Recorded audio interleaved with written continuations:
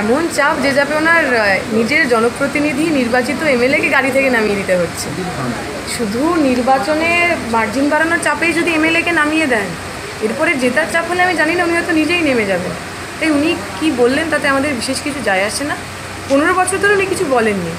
15 বছর ধরে শ্রীরামপুরের সাধারণ মানুষের জন্য উনি কিছু করেননি। উনি ডায়লগ দিতেই পারেন, সবার কথা বলার অধিকার আছে ভারতের সংবিধান অনুসারে, কিন্তু আমার মনে হয় রাজনীতিতে, নির্বাচনে রাজনীতির উপাদানগুলো ফিরে আসুক।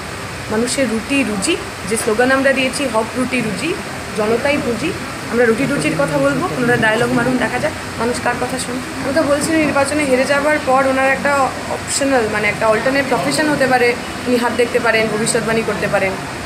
আমাদের মনে হয় না মানুষ কাকে ভোট করবেন, কত ভোটে জিতবেন, তাই এইভাবে একটু বলতে পারেন। যদি সত্যিকারের ভোট হয়, সাধারণ মানুষ যদি ভোট দেন, তাহলে সমস্ত হিসেব নিকেশ শুনতে হবে। দীপশিতা আপনাকে নিয়ে কটাক্ষ করেছেন যে আপনি নাকি হেরে যাওয়ার পর হাত দেখা নিয়ে ব্যবসা করেন। দীপশিতা প্রথম থেকে খুব নোংরা কথাবার্তা বলছে।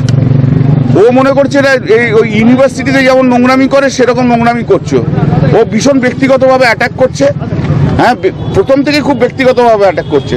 হতে পারে ও জওহরলাল ইউনিভার্সিটির ছাত্রী, কিন্তু মানসিকতায় অত্যন্ত নোংরা মানসিকতার মেয়ে। প্রতি মুহূর্তের খবরের আপডেট পেতে আমাদের চ্যানেলটি সাবস্ক্রাইব করুন ও বেল আইকনে প্রেস করুন। লাইক ও শেয়ার করতে ভুলবেন না।